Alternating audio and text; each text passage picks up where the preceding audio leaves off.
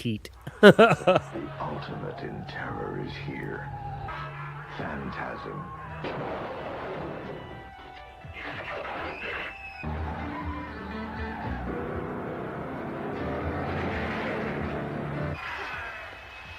If this one doesn't scare you, you're already dead.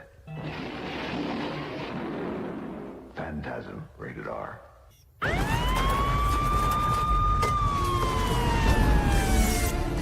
The blackest eyes, the devil's eyes. You will suffer an eternity for this.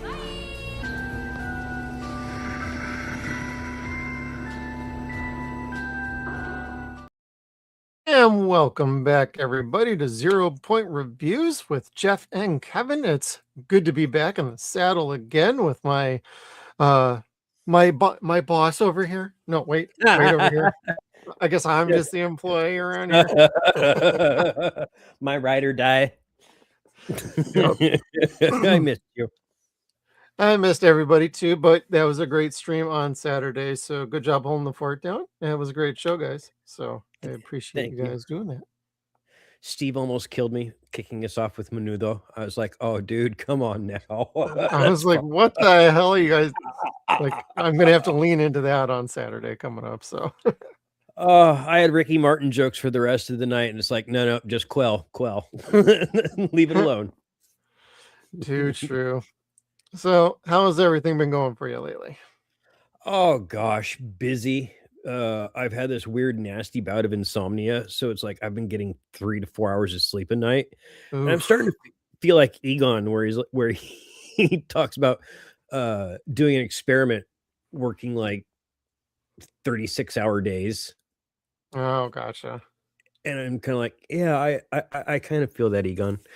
But no, things are good. I got a new batch of VR games yesterday, and I cannot complain. One of them is called Clay Shooter, which sounds a lot grosser than what it is. It's skeet shooting, but it also has duck hunting on there. So if you do that backwards, it's duck hunt and skeet shooting. And it is very much duck hunt, and it's all in VR. And the great difference is you can't shoot the dog, and the dog does not laugh at you. But it's really awesome, and I played that for, 2 hours yesterday. Okay. And I was like, for not having actually shot a shotgun, my shoulder actually kind of hurts from being up here all day. Yeah, when you do something you're not used to, that will tend to do that to you. Yeah, it's like I got to get a rubber butt on that invisible gun of mine. Shit. Reminds me of it, like people doing like the Wii bowling and like the Wii boards from like years ago. Like, oh my god, it's like really bowling. My arm hurts. No.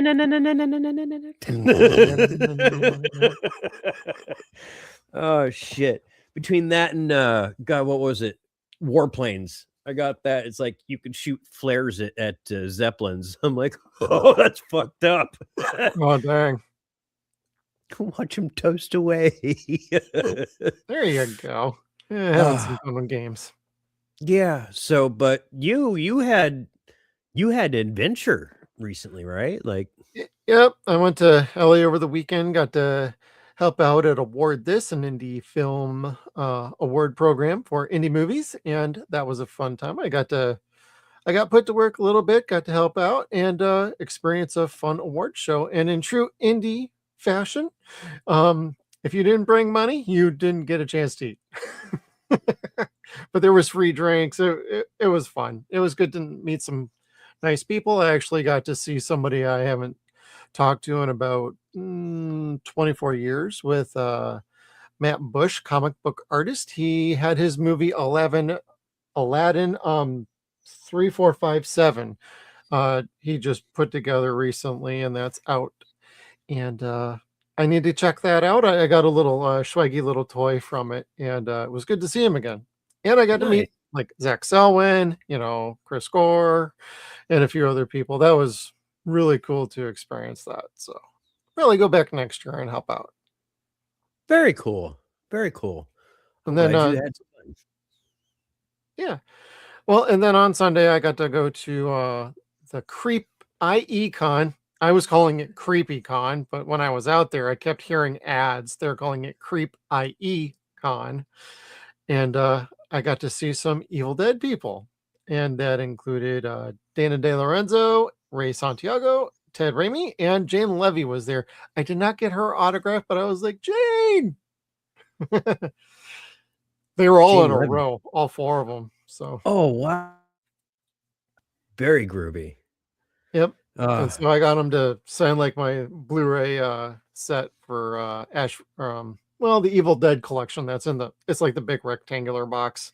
yeah, Super cool. yeah. So they all signed my box with like paint markers and everything. It was a really good time. That's cool. Dana didn't write anything like "eat my shorts" or something like that, did she? It sounds like One something. poster up here. I already put it up on the wall. I should have kept it down here. It's Suns and Shadows. Oh God. God, you guys suck. You want to get nuts? Let's get nuts. And Ray just wrote, "You are El Jefe, Ray," aka Pablo. And he wrote the same thing on my Blu-ray set, but Dana wrote something else on my Blu-ray set. And then Ted gave me a comment on mine too. I forgot what both of them were. I should have kept them down here so I could look at them. That's cool. I'll do that on Saturday. Yeah. Well, we dig that. We dig that. All right. So we're here. We're gathered here today, not to eat, not for food, not each other. We're actually here to talk about Phantasm. And silver balls. Silver balls. Not blue balls, everybody. Silver balls. Fuck. No, I'm going to have that stuck in my head. Silver balls. Silver balls. And like, share, and subscribe this out there, everybody, before we get into it. So, Phantasm, Kevin. Now, you've seen this before, right? Once, yeah. I watched it maybe 20 years ago, I think, when it first came out on DVD. Oh, DVD, like the Anchor Bay one? Yeah. They released that one. Yes, that one. And part 3. And I remember watching part 3, yep. I remember watching part 1 and being a little lost with it, but in my defense, I was drinking absinthe. So I wasn't really quite sure what to make of it. Like, this movie was just really crazy and out there. And I hadn't gotten to the other 2 or 3. So I was really kind of curious going into it this week. Now, what about for you? This is one you grew up with, right? So yeah, my entry point to the Phantasm franchise is actually part 2. Mm-hmm. My dad, he rented it. God, I want to say, how old was I? Maybe 13-ish. I wasn't really into horror movies per se. I did like some like stuff at that point in time, but I wasn't like super big into like the scary movies like Living Dead, Exorcism, Demon Possession, things like this, Halloween, Friday the 13th. I knew of them. I wasn't terribly interested in them. I've told the story about a babysitter taking me to Nightmare on Elm Street and Swamp Thing, and I was like, I didn't really like them at that point. I was like, okay. But, my dad rented this from the store with his girlfriend at the time. They put it on. Part 2 they did. And after watching it, I was like, that was really freaking cool. And my dad's like, you want to see the first one? So we rented the first one, not to like maybe like the next weekend. And then I was like, wow, that was really cool too. And so I've been a fan of horror ever since, and the Phantasm franchise. But this is really what brought me into horror proper. And after that, it was Friday the 13th, it was Halloween. It was all hands on deck for horror going forward. A whole new world. Oh yeah. Oh shit. Well, that's awesome. That is awesome. This one I remember seeing the box art, but just it was never on my rent list, and I don't know why. I knew of the tall man, I knew of the balls, giggity. But I didn't know the story behind them, didn't know what they were all about, what Phantasm was. I knew nothing about this franchise, and I still felt like I knew nothing about the franchise walking into it. again this week. So I was like, okay, well, I don't remember anything from 20 years ago. And all I know is people very commonly compare this to Hellraiser. And that was the first thing I asked you is, I don't understand. Like, where's the comparison to Hellraiser? They are two very different fucking things. Yeah, I didn't, when you told me that, I was like, I don't get that comparison like at all. Yes, it involves like death a little bit.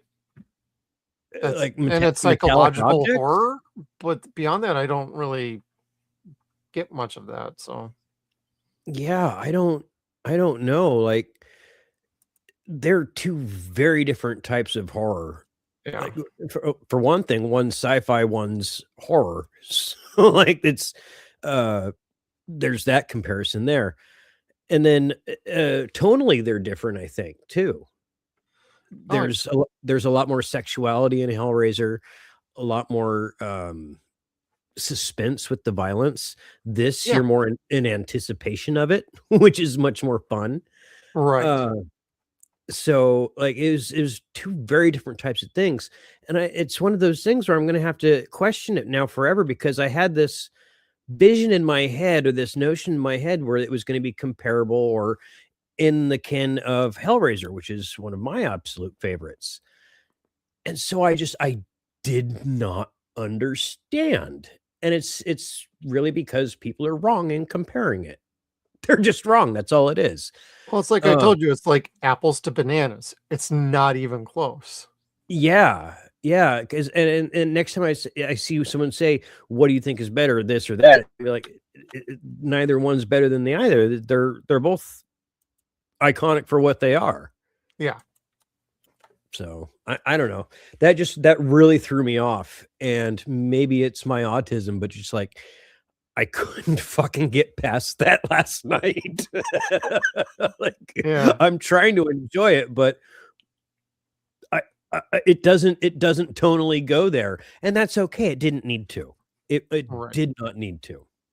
No. And like some of Hellraiser has the classical sensibilities of being following a different sort of pacing from like a Mhm. different era.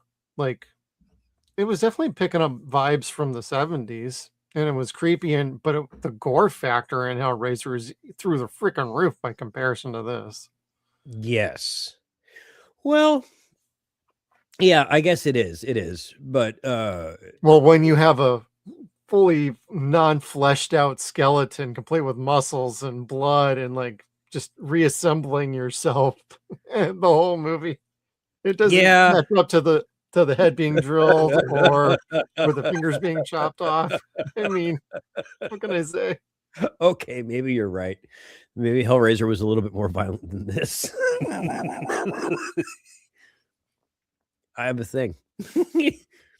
That's not a problem. I mean, like we've been saying, they're two different movies. Yes, they're all in the same genre, but that's about the extent of that. Yeah, and even then at that point, I argue that they're not. I Right. I don't think that this is a horror film now that I've watched it again. I'm like, this is not a horror film at all. This sucks. Like, I hate sci-fi. They lied to Well, me. it's implied it until like a later movie, and then they actually kind of explain it a little bit more. But I'm hoping, because I know we've got 3 more to go through, and it's just kind of like, you guys need to explain this shit to me, because you were missing something from the title. yeah, because the with the portal, it definitely jumps around a bit from like, is it an alternate dimension? Is it a time traveling thing? Does it go to another planet? Or does it just go to a different plane of existence? There's a lot of interpretations, and that's on top of all the story layer arcs and levels that keep going on with each character and the story in and of itself between all 5 movies. Now we're not doing all 5. We're Oh, only there's doing 5. 4. Okay. Okay. I am iffy with Ravager, which is the final one. Don Coscarelli did not write the whole thing, nor did he even direct it. And Ooh. so it feels like it literally feels like what it was. Somebody else took the property, got the okay from Don to shoot it, write it, and direct it, but it is so uber indie. It feels cheap at times, and it feels like they Oh have some no. fun cameos and returning characters. There's good to the movie, but on the overall level, it clearly feels like Don's fingerprints are nowhere near it. And that's why it Oh, feels so off to me. Without his involvement, you miss that little finesse, that certain style, that certain pacing, that certain editing. Don is a fantastic director when he's given a chance to do his thing as he sees fit. And it's a surprise he never did too terribly much more high level stuff. He would have been a great director throughout the decades, but yeah. I like his work, and it started with Kenny and Company, and then it went into Phantasm here, and this movie did pretty decent at the box office. It was a bit of a surprise hit, and he shot what was a little over 3 hours of a movie, and there's been missing footage for decades, and some of it has been used throughout the sequels. Really? Yep, he incorporated a lot into part 2, part 3, part 4, and part 5. That's cool. So that's one way to keep things interesting. Like, you have a 3.5 hour cut, and you do basically a movie like every 10 years or so ish. You can kind of have it cycle back around and be a comparison, and hey, where we were and things we may not have caught the last time, that or fill in blanks that you've been wondering about the entire time. They did that with Godfather. Why not? I think Don did a better job. Yes, he did. They kind of fucked up with Godfather a lot. So yeah, part 5 is just kind of a weird sort of epilogue. I think ending at part 4 was probably the better idea, but That's usually if the case. we get to part 4 and people want us to do part 5, we will discuss it, but we're only intending to do the first 4. You have to promote us, people. Like, share, subscribe, and tell your friends. Spread us like herpes. If you want in the part 5, spread us HPV. like herpes. Or like crabs, that works too. Because the whole sex scene at the at the cemetery, I was gonna say, do you know anybody who had an experience like that? Or should we start with the good here? Was that a good thing, Kevin? It was a good thing. I did not put the boobies as the good, but that did start off the movie pretty darn well. The Lady in Lavender. Yes, and I did actually get down with the girl in a cemetery once or twice with lavender involved. Yes, good times. Smooth operator. Yeah, her boyfriend was the guy who was insisting that the Blair Witch Project was real, Oh god. and that the 3 kids were on the Tonight Show before they went out and filmed the documentary. Oh jeez. All right. Like, no problems fucking around with your old lady, man. Anyway, Yep. yeah. So messing around in the cemeteries, it's bad juju. Bad juju. You can get stabbed that way, or you can stab someone that way. Depends upon which There's a way whole you're lot of going. stabbing going on. Yep. Anyway, so yeah. I liked the intro. The intro is fun. They kind of get you at hello with the boobies, but then it leads you to confusion. Like, what is happening? Why is Yep. happening? Why is she positioned weird? They have no intimacy coordinator. Like, the sex scene was a little awkward. Most sex like that is awkward. Nah, they Nah. could.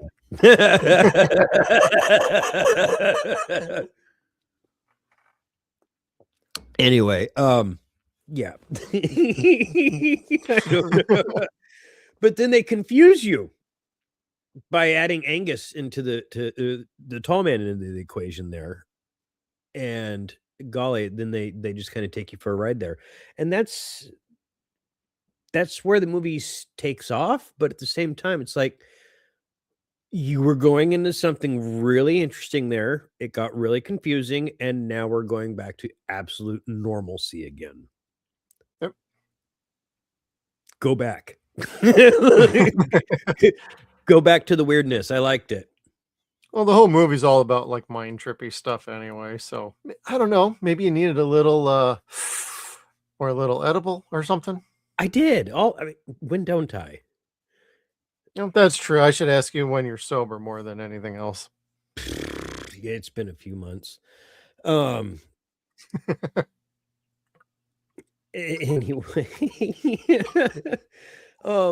this movie really gets you with the good stuff. It's got a lot of great tones. Like I said, they get you right at the beginning in a creepy cemetery in front of a creepy house, which is what, the Dunsmuir house from Oakland, which is a beautiful Yes. castle. But it looks creepy in this movie. It's all mostly set at night. I've always wanted to go there, but I've heard it's a terrible area to be in. It's Oakland. It's a terrible area. I was gonna say, people who've been there can explain that to me. I'll take your word for it. Oakland's gotten better over the years, from what I understand. They just no longer have a football or a baseball team. Yeah, well, that's right. Everybody can go celebrate out in Vegas or wherever.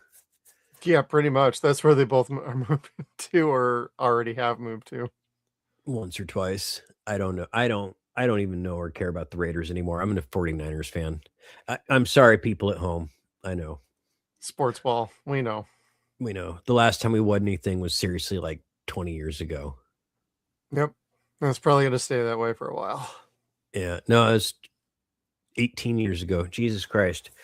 We haven't won since 97, y'all. We suck. But anyway, Winning. Goddamn Steve Young retired. I just dated myself. So anyway, there are a few things that I walked into this knowing iconically, and that was the tall man and the balls, and I did not know what either of them were about. And still watching this movie, or having watched this movie, I still don't necessarily know what either of them were about. I get that tall man is in charge of the cemetery, or in charge of the funeral home. He is manipulating bodies and turning them into something and sending them through to this portal to another time or land. Yep. I don't know where the balls come from. I don't know where that starts to get explained in the sequels. Yeah. And that's what I'm okay waiting for that. Yep. But the first time having watched this, not knowing if there was going to be a sequel or not, I'd be like, what in the fuck is happening here? Yeah, I know, right? It would be a serious trip. And if you could watch it that way, not realizing that there's a sequel, that's probably more fun. And they never knew they were going to have any sequels either. Like, it was only intended just to be a one. And, well, if we need another, we got this extra footage. We'll just kind of throw something together. Yeah. Never worked out that way. But, ended up having 4 or 5 entries in a movie series. Yeah. I don't know. I actually wrote a fan fiction years ago for doing a TV show based on this. That'd be cool. I thought that would have been pretty dope. Move it to TV format, give Reggie, everybody a few episodes each. You could introduce a new crew like Ash vs. Evil Dead did. You would have your own, you could have a couple new people carry the bulk of the show, and let Reggie and the rest of them just do their thing. Cameo team leads. Yep. So jelly you got to meet Ted, you cocksucker. Anyway, sorry. I don't know if you liked my comment to him, so I love anyway, cameos. we'll talk about that another night. I got stuck on cameos there. So anyway, but this was fun. This has the great scene, I think, is where the kid is having the nightmare that the tall man is standing over his bed. Yep.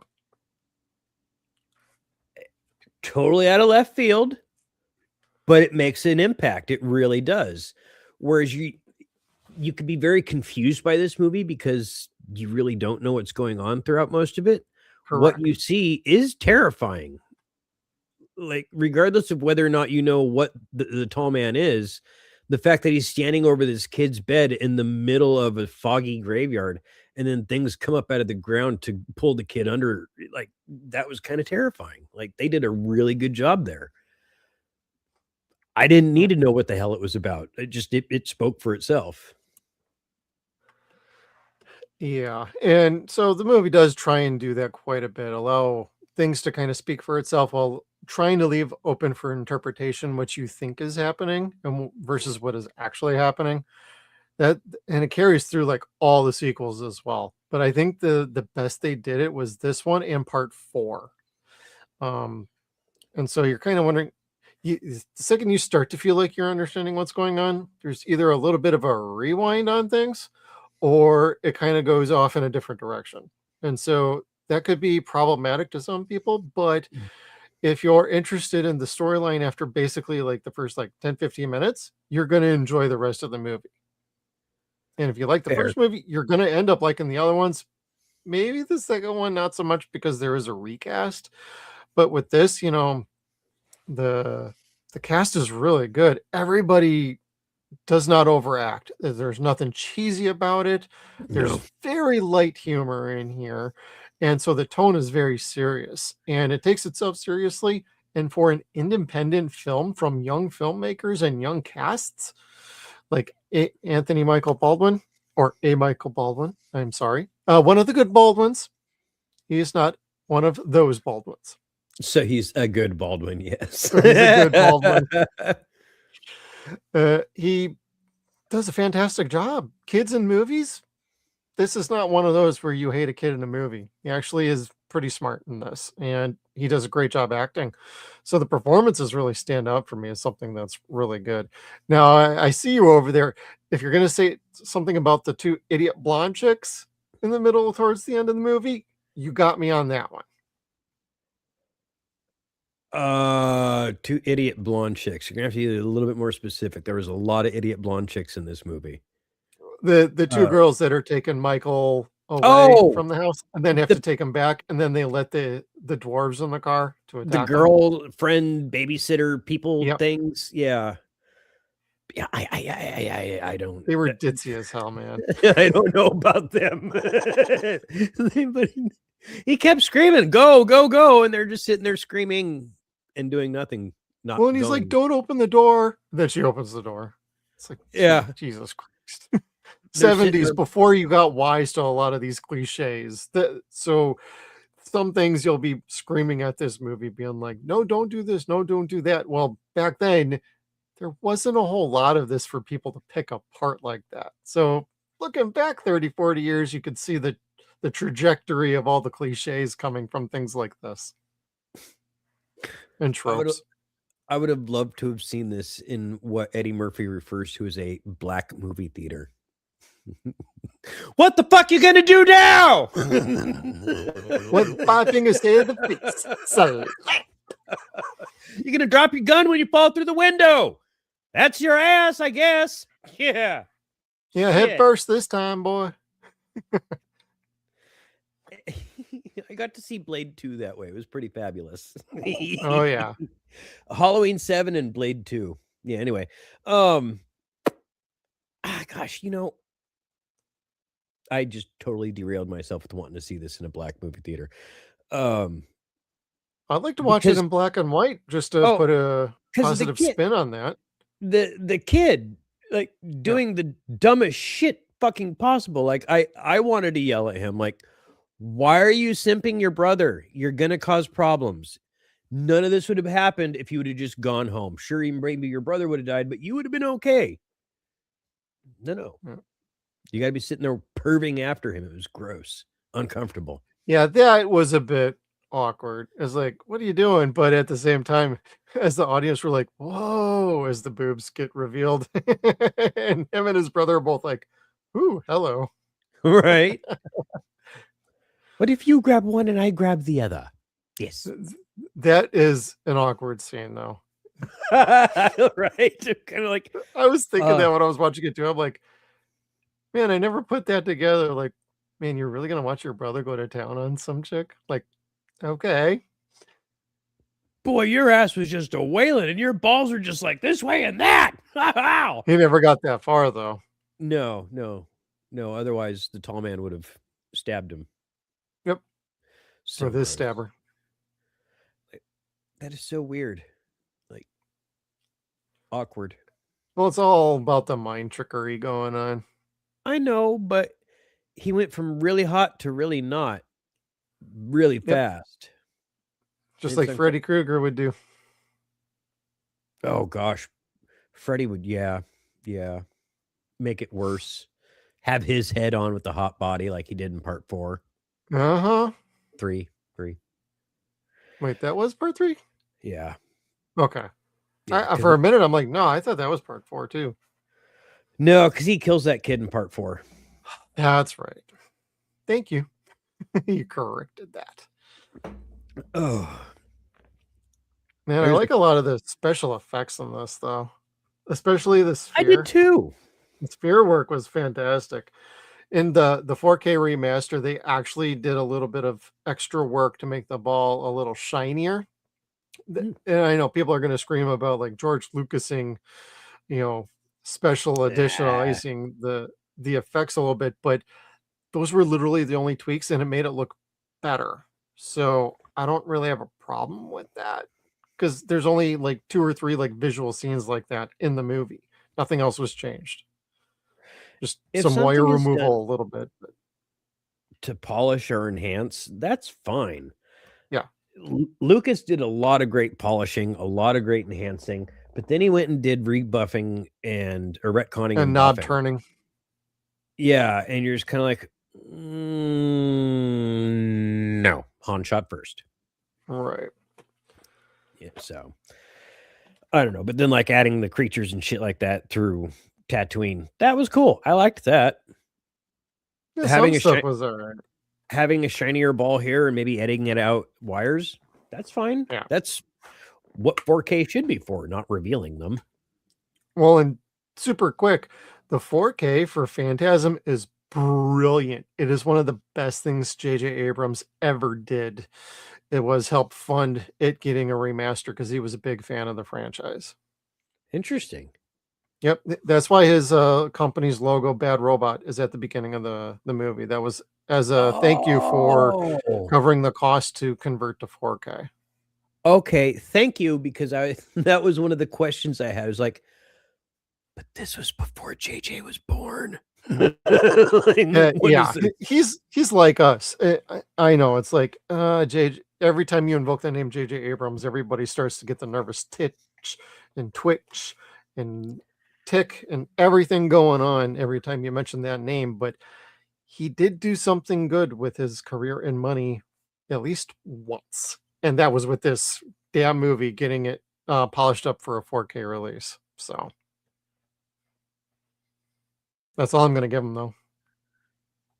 Huh. I liked Star Trek, the first one.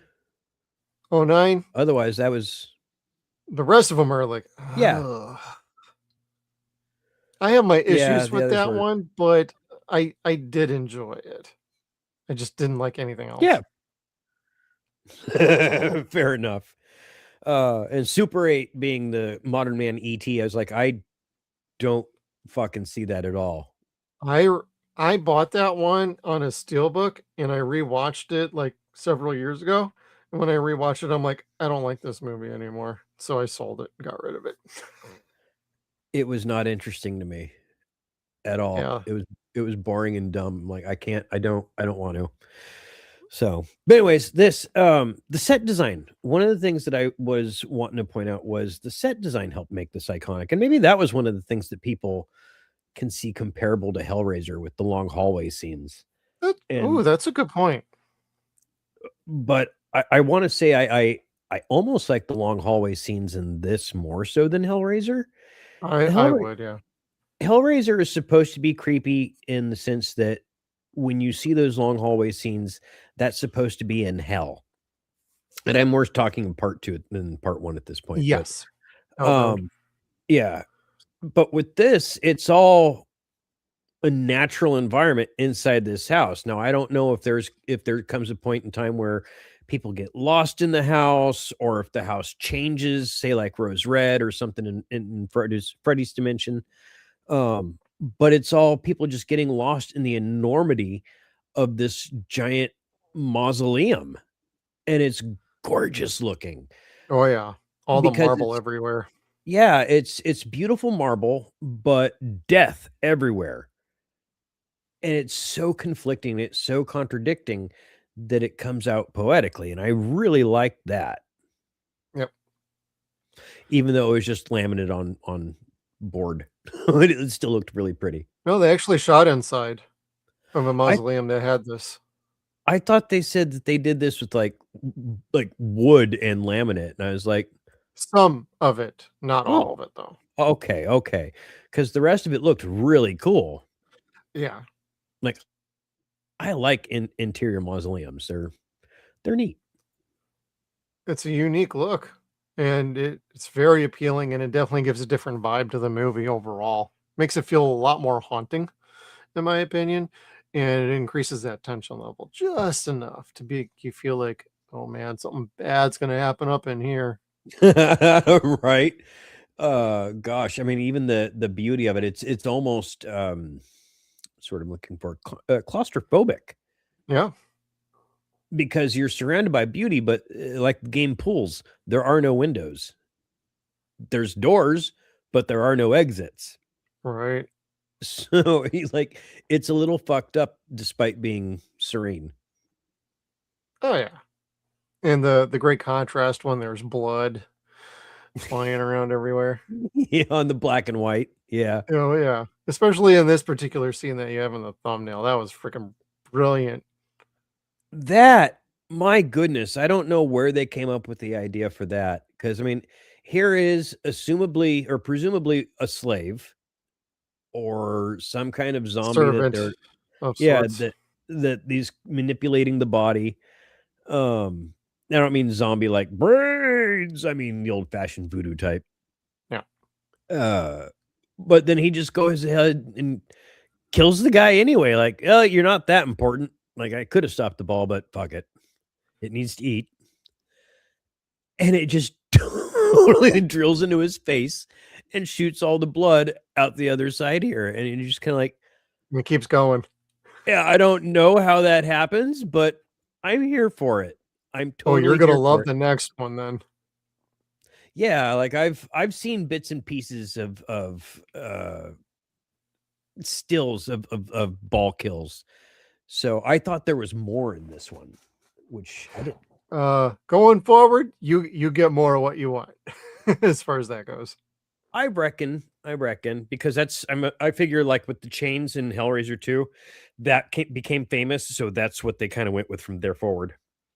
Right. So, but I dig that. I dig that. Yeah.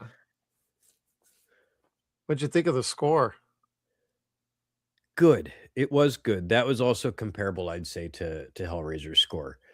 Um, it was creepy, it was solitary, it was, again, isolating. You felt that isolation with the characters. Um, and it was appropriate. It left you feeling very uncomfortable despite, again, being beautiful.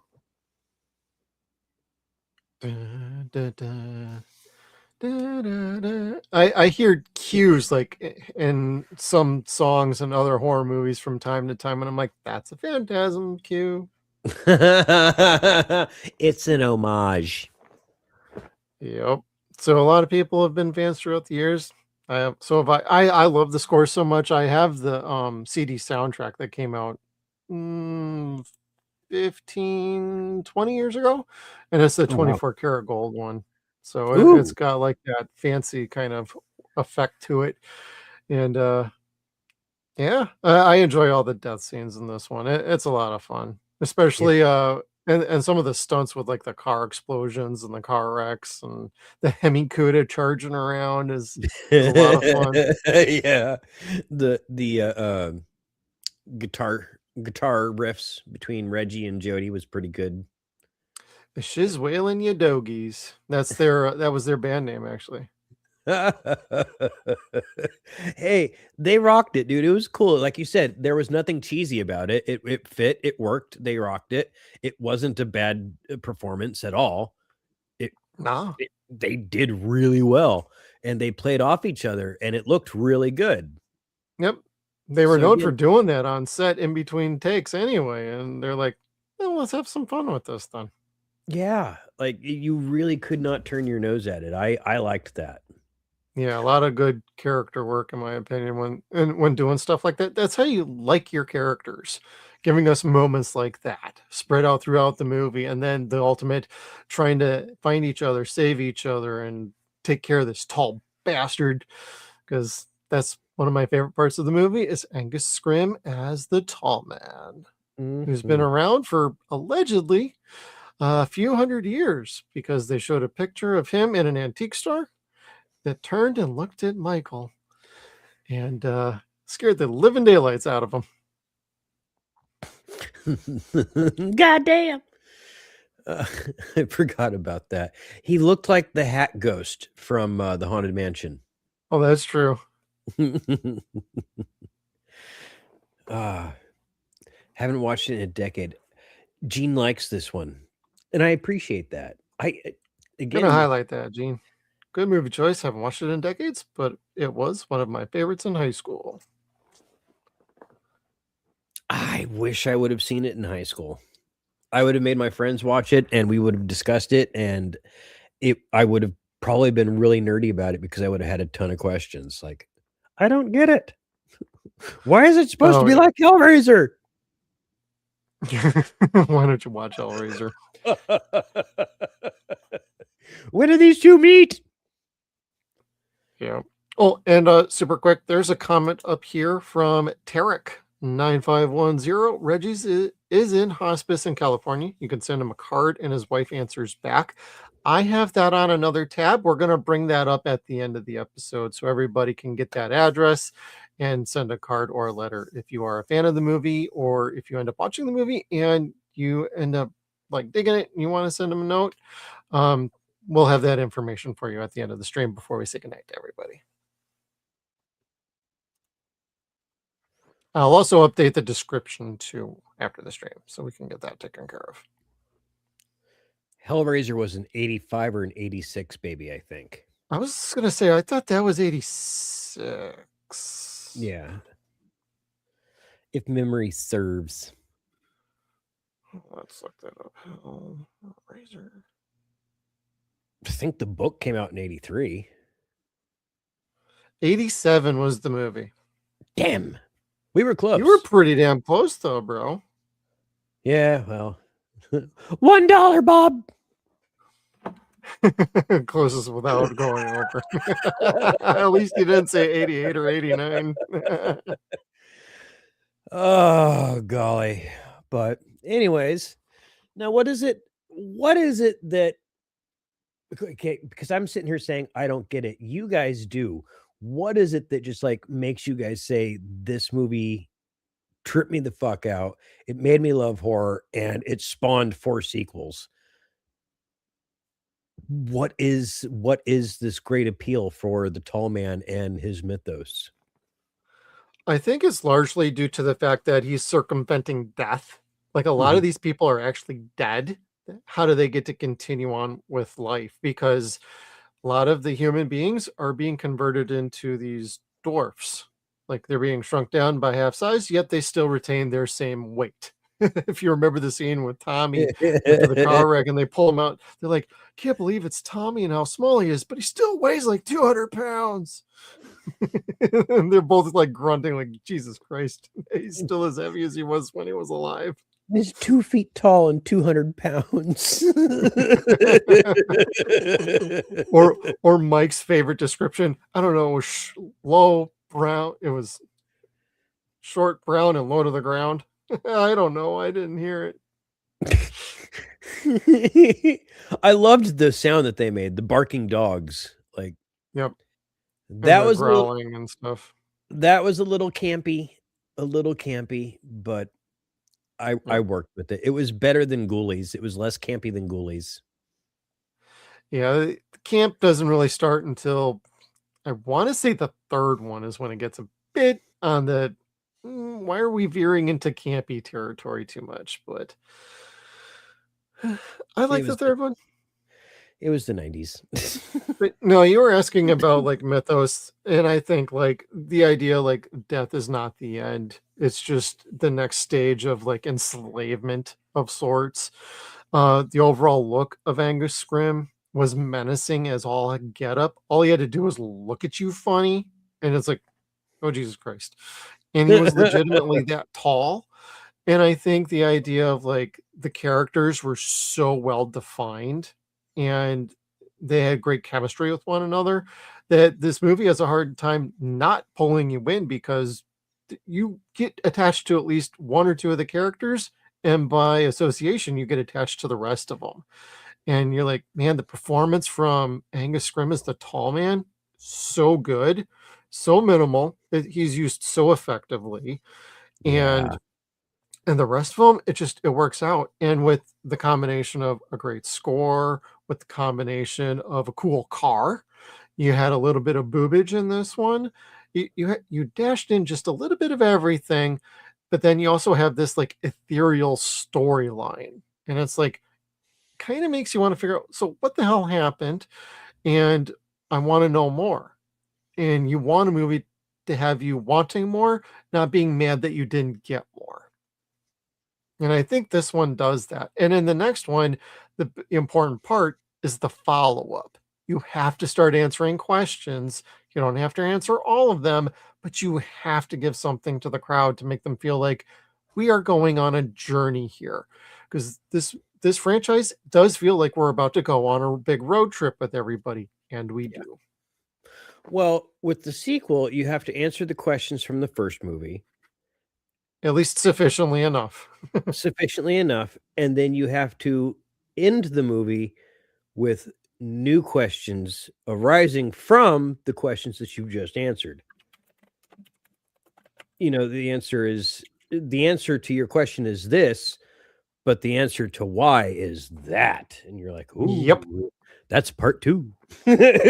So, you know, that's going to be a neat thing as far as what the way storytelling works and adding plot structure, and it'll be fun to see. Oh yeah.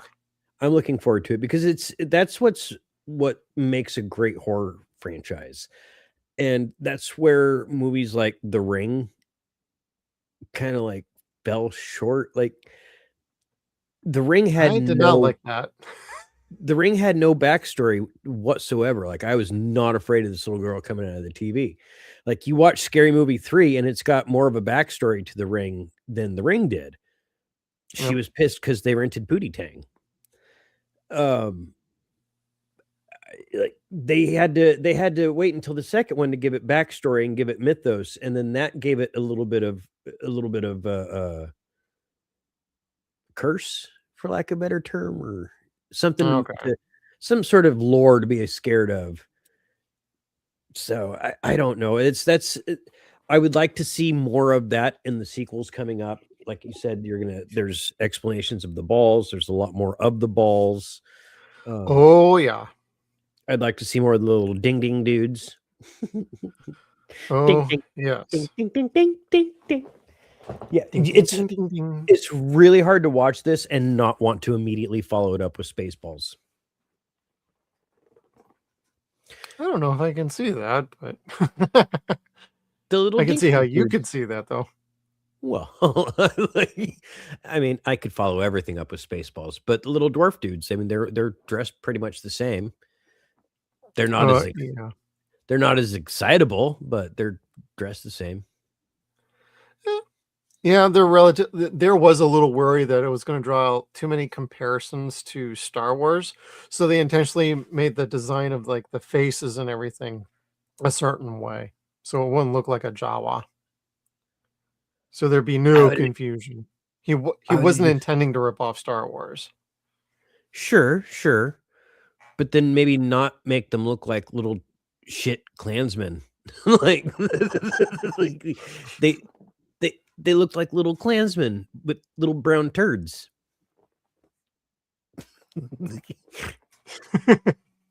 Okay, Kevin. I didn't make the fucking costume. I know you didn't. You just stayed at a Holiday Inn Express last night. I mean, they have an indoor pool and continental breakfast. That's more breakfast than I Right. got over the weekend. That's because you were working in the Indies.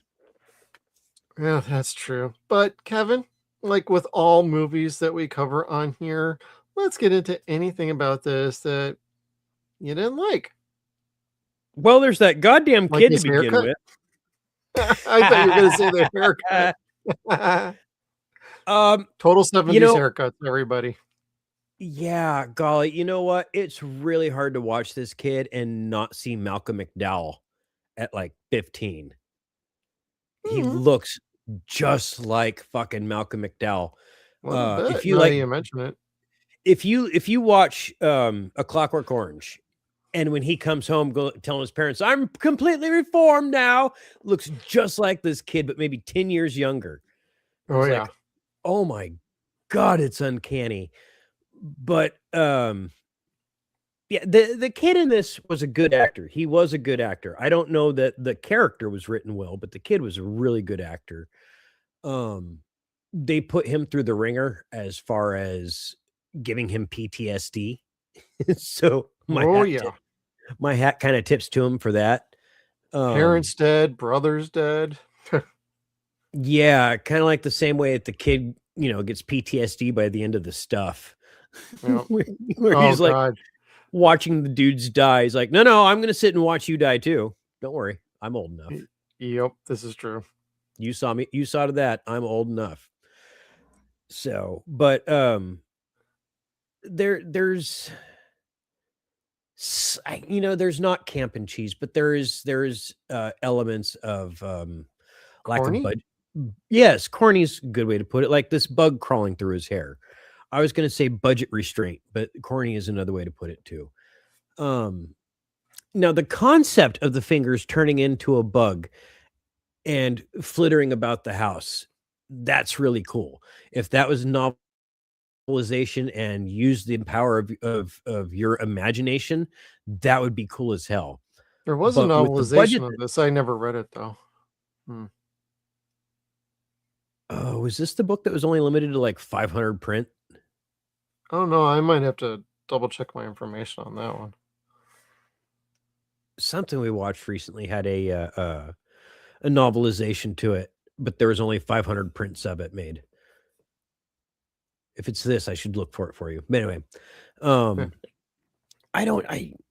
didn't dislike it in any way. It's just the concept was better than the delivery. So if something like this was to be remade now, and they put actual effort into it and love and not just wanted to make some stupid fucking bubblegum cash cow, I think they could do a hell of a lot of awesomeness to this picture. Because again, it's a neat story. It's got a lot of great concepts to it. It just kind of suffers from a budget loss. Like the bad guys are dwarves dressed as Klansmen, sparkly Klansmen at that. And they bark. Shiny silver balls. Shiny silver balls with screws. And hoses, which were pretty cool. The kid is a simp on his brother, which is really kind of gross and creepy. The brother wants to abandon his brother. The older brother wants to abandon the little brother and send him off to like military school so he can like... No, to his aunt. Oh, to his aunt. I thought it was like military school. No. It's like, dude, you all suck. You guys. Well, who knows? The aunt could have sent him to a military school once he was with the aunt. So that is a possibility. That's true. That happened a lot back then. I don't want to deal with you. Military school. Yep. That was a part of. That was a plot of like Dutch too. Yes. Yes. Boarding schools, military schools. Old Sean Astin movie, Toy Soldiers. Oh yeah, that's right. Will Wheaton. And then what do they call them? Reform schools. Yep, prep reform schools, Yep. and beauty schools. Yep, a whole lot of them kind of schools for wayward youths. Wayward youths, wayward angels. Wayward youths. Utes. So, but otherwise, there wasn't a whole lot bad in this movie. The runtime, maybe, like the editing. It's an hour and a half. It's an hour and a half, but it's so sporadic, I think, because they cut it up so much that it kind of made me feel like I was watching it for too long. I don't know why it felt too long. I'd say it's because of how they paced it out. Maybe. Because even I would acknowledge I love this movie, but it does have some pacing issues, especially upon multiple rewatches for decades on end for me. Like I rewatch this movie twice a year. All of them. And usually on my own. We're not doing it for the show, but we're finally getting around to doing it for the show. And so I'm watching it and it's like, let's be real. What are some things I don't like? Some of the pacing is a bit off. It feels like we're missing scenes, and we clearly are. There's plenty of footage to go around for days that you end up seeing in the next few movies. It wasn't planned that way. It's just how they ended up working out how to shoot a movie on a budget and include old footage from this first one that was cut out. So I'd agree with you on the budget. It sucks that it was fairly limited back then, but they put every cent to everything they possibly could do. And some of it looked good. Some of it looked kind of corny, like the bug in the hair here. So at least they killed it in the garbage disposal. The garbage disposal. I almost wondered if that was a metaphor for the cutting room floor for half the movie, because their reaction to like after it was dead was just staring at the sink like, God damn it. Make sure it's dead. Like we've already stabbed it 17 times. Yeah, we've already cut up the movie enough. Like, no more. You got to feel bad for the filmmakers at that point, because like when you have to keep cutting up your baby and you already had a vision of it being done one way and you have to cut it by half, like holy shit, that's a lot. Yeah, I read Don Coscarelli's biography, True Indie. I read it about 6 years ago. And he gets into that a little bit. He didn't want to cut it up as much, but he also knew like a movie like this cannot be over 2 hours. People are going to get bored, walk out, or not be interested. Because back then, runtime was king. You had to keep it to a short amount of time to get as many screenings in as possible. That's why when Conan came out at like an hour and 49 minutes, like people were grumpy about that back then. Of course they love the movie, but even Conan the Barbarian runs way too long. That should have been cut down by about 5-10 minutes. Oh, maybe, yeah. I hate to say that. I love that movie. I wouldn't change a thing. But if you wanted to tighten up pacing in that one, that's something you do with that movie. This one, I don't even know what you do. Maybe put in some of the other deleted scenes that might have moved the story along a little bit quicker. I don't know. It's really hard to say. Maybe. Just finishing up Conan, there's 5-10 minutes of the movie that has no dialogue. So yeah, I see your point there. Yep. But I love that movie. I wouldn't change a damn thing. But if you got to tighten it up, that's kind of what you got to do. Yeah, at least 10 to 15 minutes. Yeah. So anyway, there's not the bad again for me is there's not a lot of lore explained in this. I can see that, and that's about it. That's the editing, the lack of lore, but again, it makes up for it with the lack of being cheesy. It's got a level of sincerity to it. You know, when MST would pick movies, one thing that people always mistook was they grabbed movies that were bad, just the worst of the worst. And that's not the case. They never grabbed a movie just because it was bad. They grabbed a movie that was bad but it was bad because of a budget constraint, or bad because of a studio fucking with it, or bad because it had an actor in it. But the rest of it all had good intentions. They were trying to make a good movie, and it just didn't work out. Like the charm, Manos and whatnot. right, not hobgoblins, not Rick. yeah, not Freaky Franco or whatever the fuck it is, or Franco Freaky. I don't, whatever the new Psycho Gorman movie is. Oh yeah. Frankie Freak. I think it's Frankie Freako. Yeah, which I want to see. I'm just hearing it's not nearly as good as Psycho Gorman. Yeah, I've been hearing that too. But anyway, yeah. So I don't know. It's a 70s movie. It's different. I think if I would have seen it younger, I would have appreciated it a lot more. If I wouldn't have had the what do you want to call it, anticipation or buildup, wanting to see it, or thinking it's going to be super duper scary, and it was another type of scary. Like, gosh, I think I would have liked it more seeing it 20, 30 years ago than I did 30 years ago. 30, 40, fuck, I'm old. 30, 40 years ago. Bro, I hear you. Rather than 15 to 20. Jesus Christ, that hurts to say. Shit. I get you.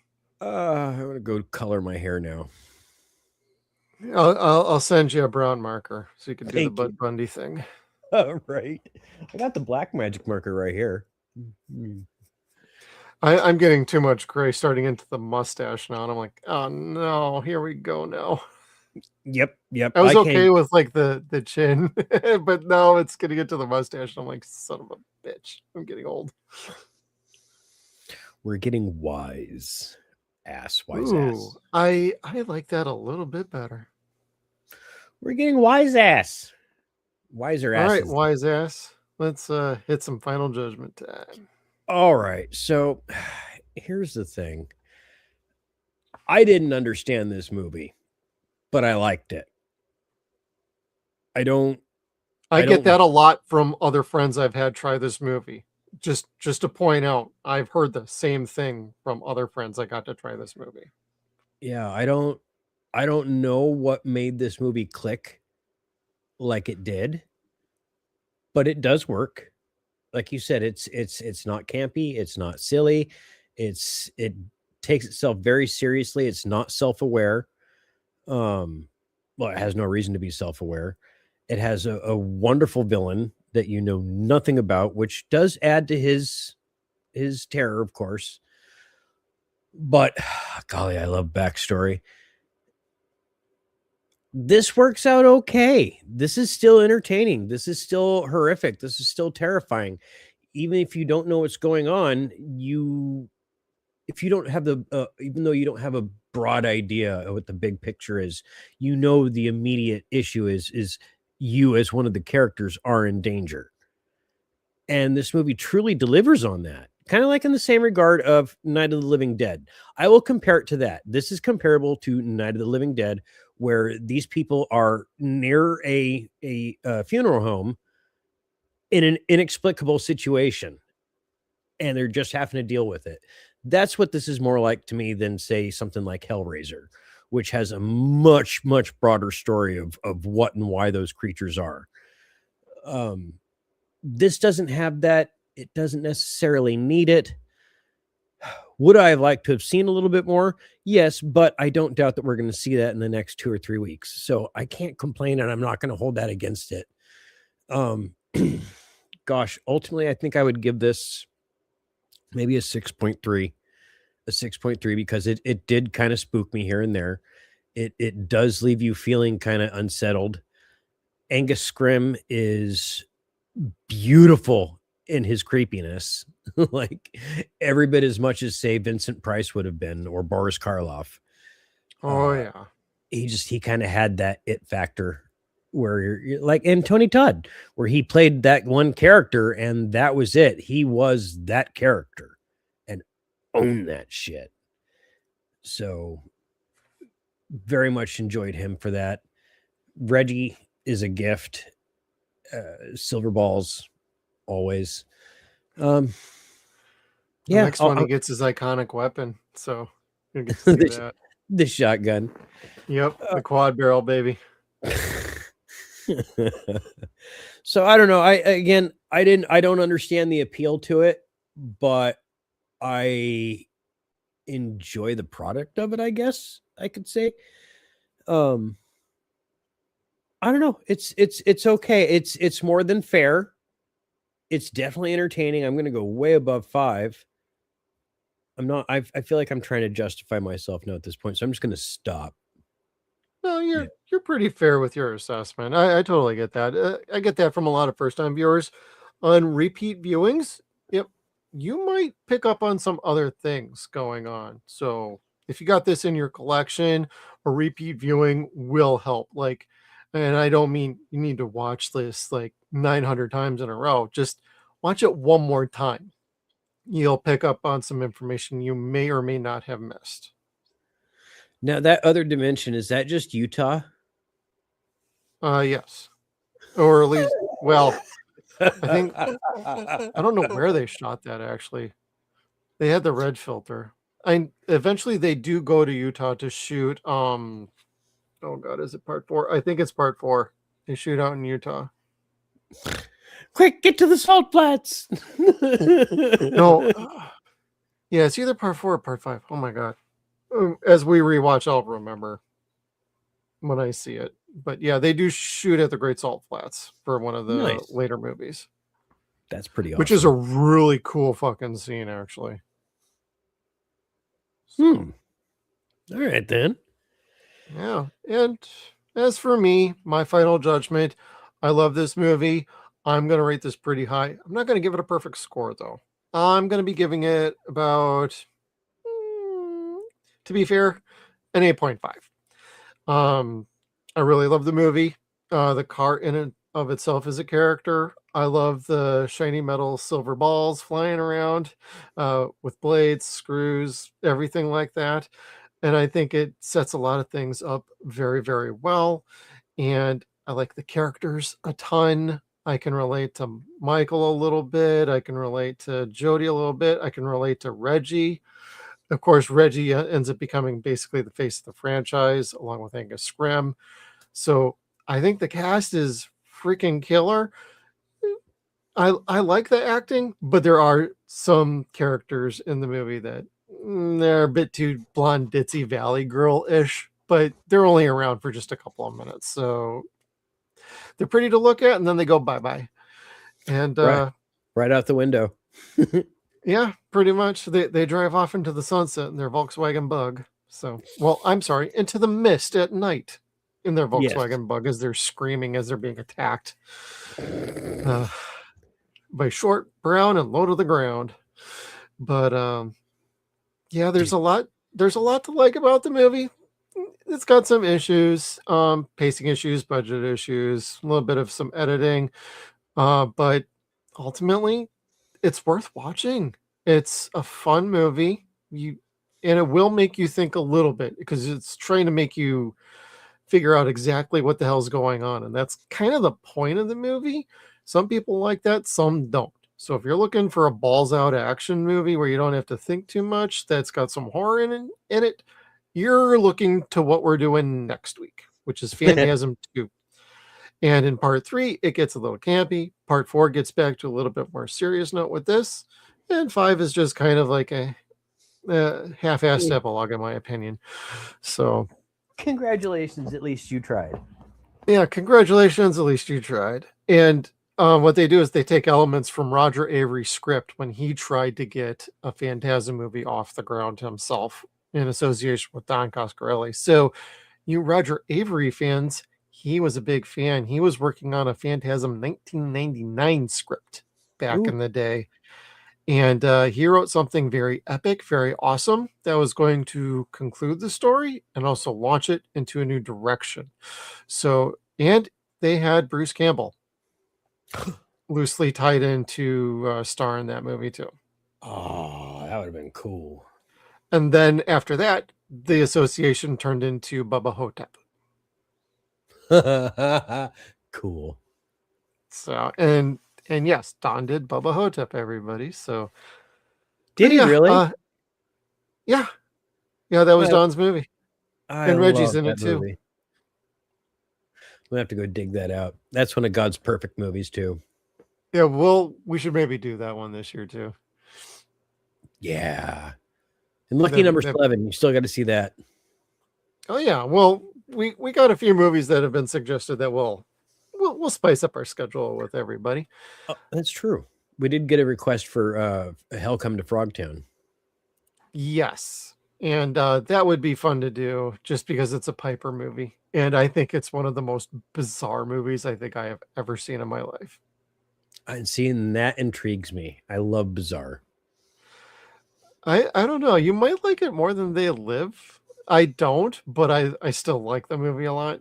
Between that and like They Live, I think that's a great 1-2 punch for Piper movies. But yeah, I see. I got to get that one too. They Live is one of my I've always loved it ever since I was a kid because I only saw little bits and pieces of it.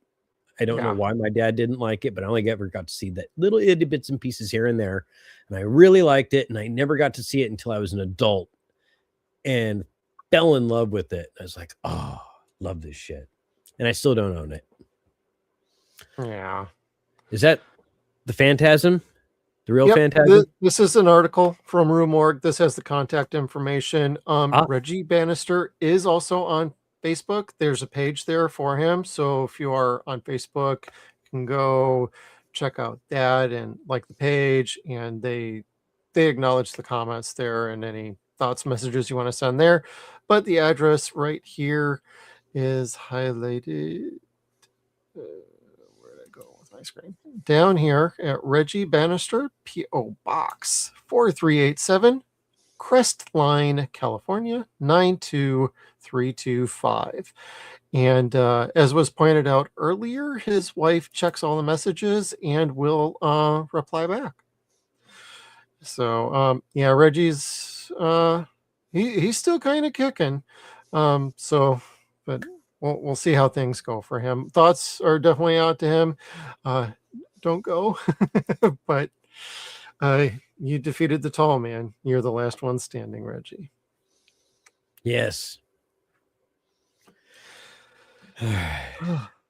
Well, on that note, thank you everybody for tuning in to 0-Point Reviews and Phantasm 1979 by Don Coscarelli. We want to thank you for checking us out. Hit the like button down below, share, comment, and subscribe down below. We'd love to have you with us. Next week, we're going to be doing Phantasm 2, followed by Phantasm 3, Lord of Darkness, and Phantasm 4, Oblivion. So you all have a good night. We'll see you all on the next one. Get out.